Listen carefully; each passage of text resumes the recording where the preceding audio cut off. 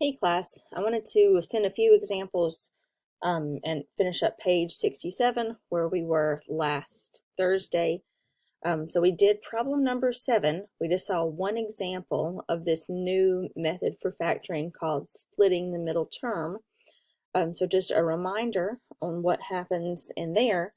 If we've got a polynomial that looks like ax squared plus bx plus c, we want to find two numbers that multiply to a times c.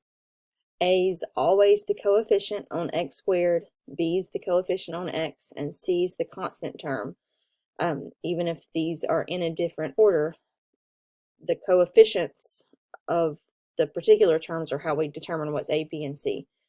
So if we have ax squared plus bx plus c, we want two numbers that multiply to a times c and add to b, the middle term.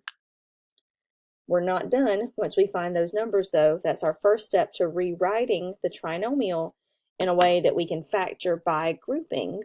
So we're building this to make factoring by grouping work out for us. So recall, in case you don't have in your notes for number 7, a is 6, b is 5, and c is -4. A times b, oops, just kidding, a times c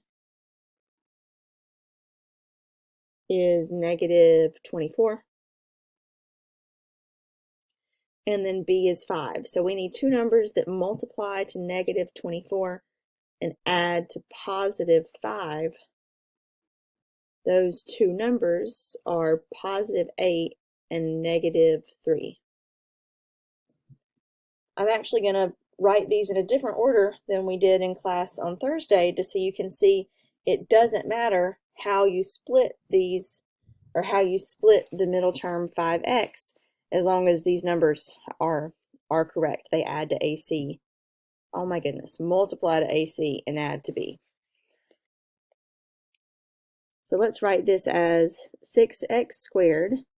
5x is going to become -3x plus 8x minus 4. Now, we're going to factor by grouping, meaning we're going to look at two terms at a time. The first two, 6x squared and 3x, and then 8x and 4. You can't see that color at all. 6x squared minus 3x, what do they have in common? They have a 3 and an x.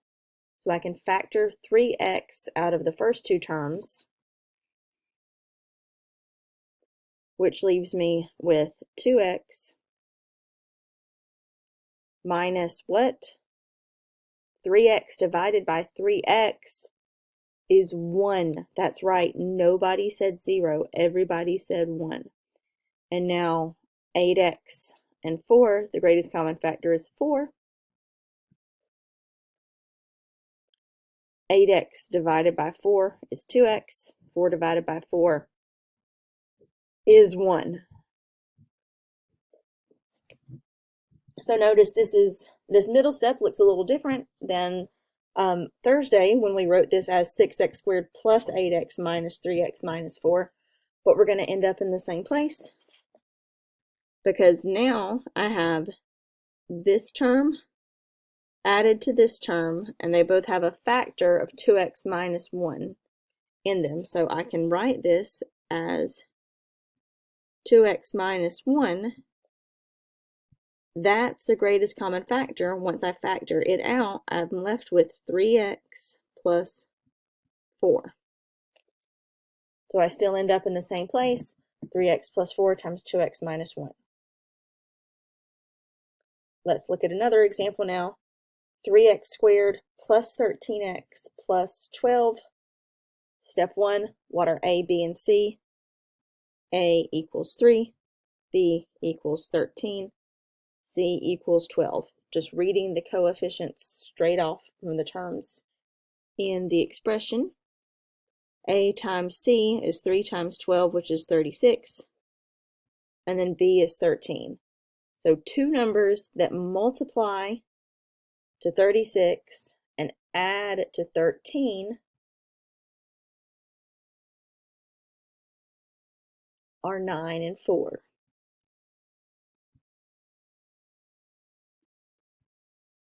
Nine times 4, 36. 9 plus 4, 13. Yes, everything worked out. I'm realizing I actually depend on you guys to tell me these answers in class, and then I make sure that you're right.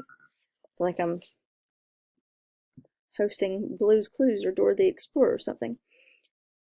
So now we have 9 and 4 are our two mystery numbers. We're going to rewrite 13 as a sum of 9x and 4x. So this expression becomes 3x squared plus 9x plus 4x plus 12. So notice I haven't changed anything about the expression.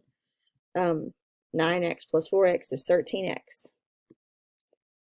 But now I can factor by grouping.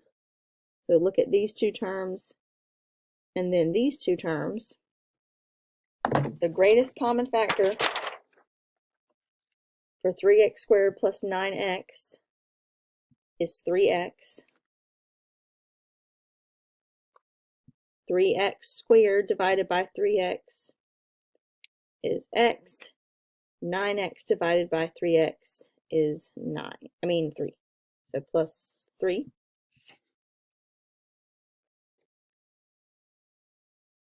Now for my pair 4x plus 12,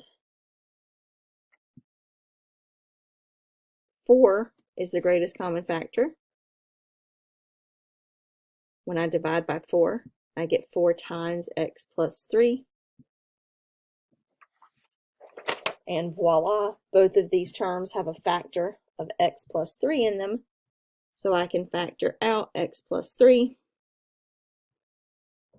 And I'm left with 3x plus 4.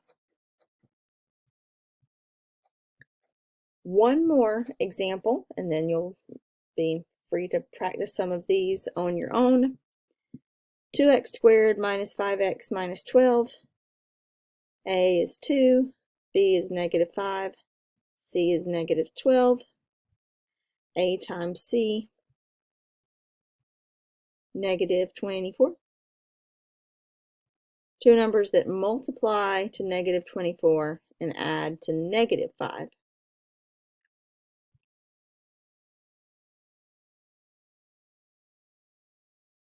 Negative 8 and positive 3, yes.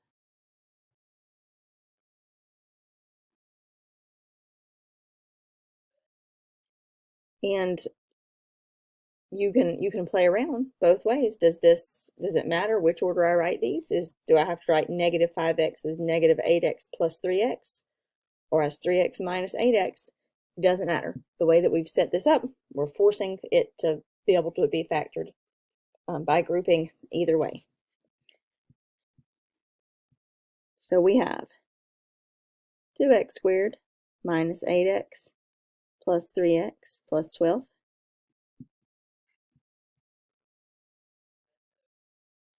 Pairwise, 2x squared minus 8x, I can factor out 2x and get x minus 4.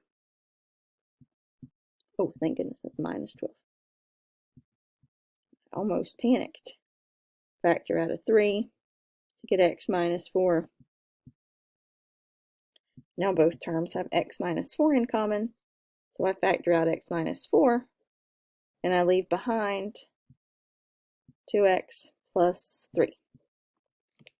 So you do not have to FOIL this expression out at the end to make sure that it's correct, but you can if you're not sure. So you can always FOIL to check that you get what you started with.